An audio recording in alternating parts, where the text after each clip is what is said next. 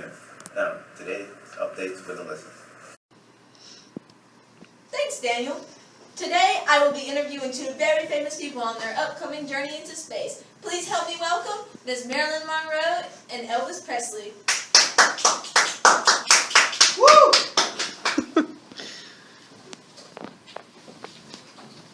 So guys, how do you feel about going into space?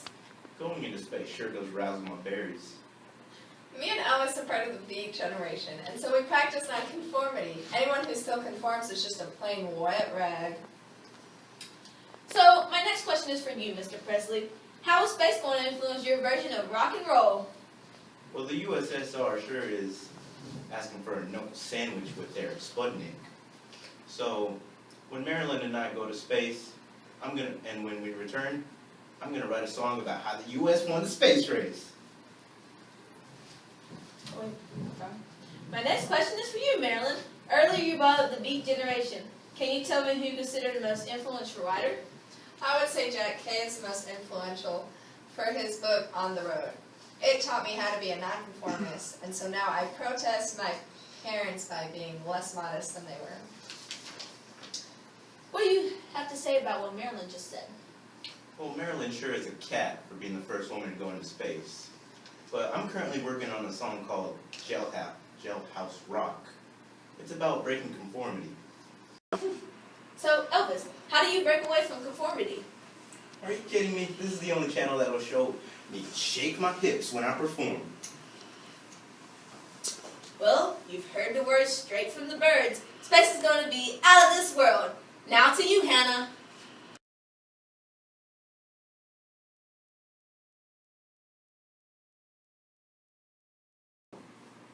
Welcome back, and here to discuss the coming crisis is a baby boomer.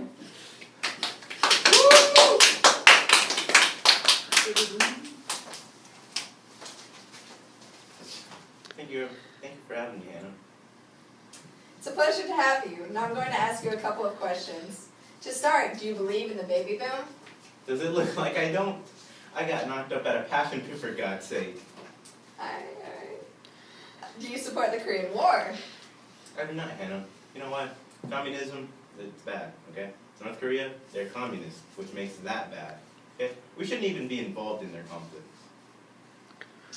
Although you stated you believe communism is wrong, can you explain to the audience what communism is?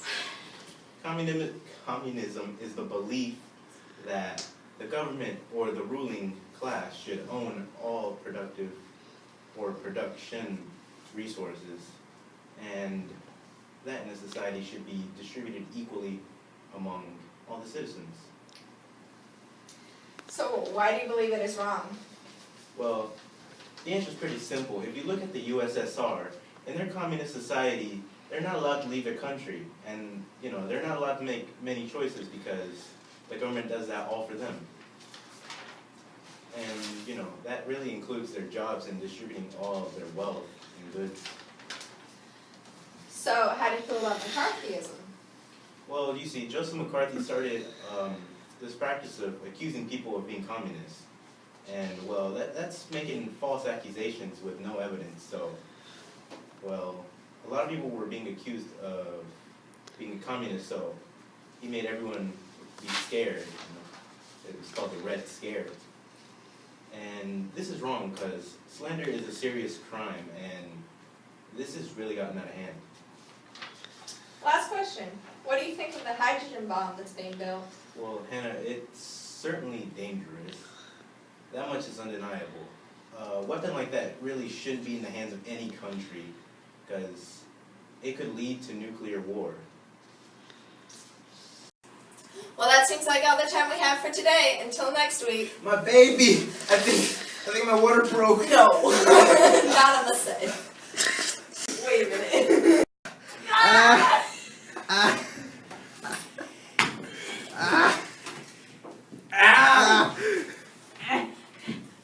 The war before the war kills you.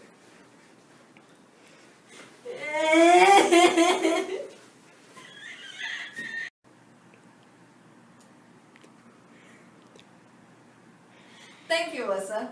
I'm here live with the protesters of the Civil Rights Movement in Alabama.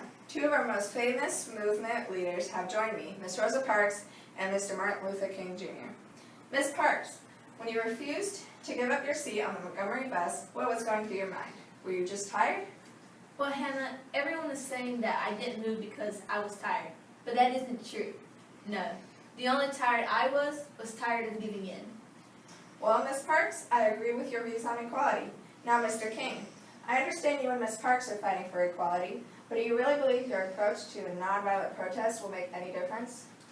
Well, Hannah, you know the old saying, violence never solves anything.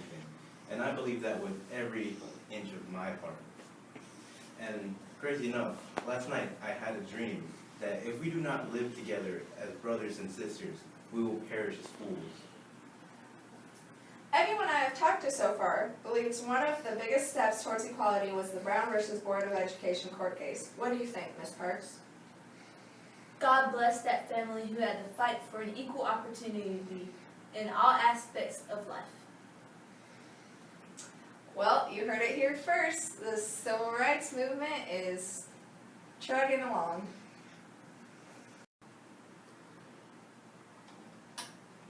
Thanks, Hannah. Welcome to The Prophet. This is Alyssa for your weekly economy and technological update. Today, we have a baby boomer, Mr. Sanchez, and an inventor, Miss Arnett.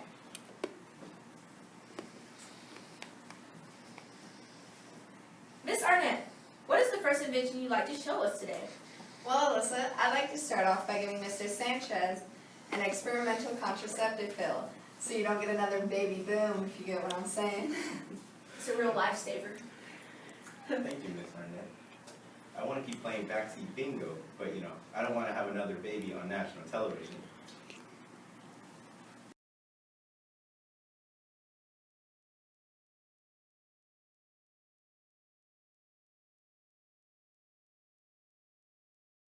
Well then, Miss Arnett, how would you say the economy is doing with all these new inventions?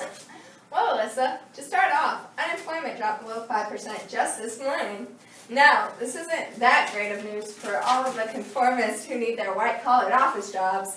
This is an obvious shift from the Great Depression before World War II, because the economy has grown by 37%. And with all that extra money, the middle class has even more opportunities to invest into things like the hula hoop, saran wrap, and birth control. And how has this great economy affected taxes and the shortages we faced during the Great Depression? Us. And how has this great economy affected taxes and the shortages we faced during the Great Depression?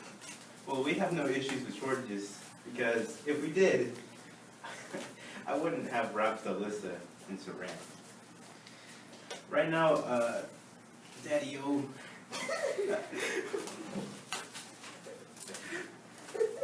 the only bad thing about the economy right now is the taxes.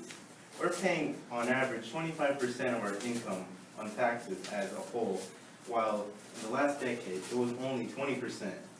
But with these higher taxes, we have created a better world. I mean, honestly, what's better than saran wrap and hula hoops?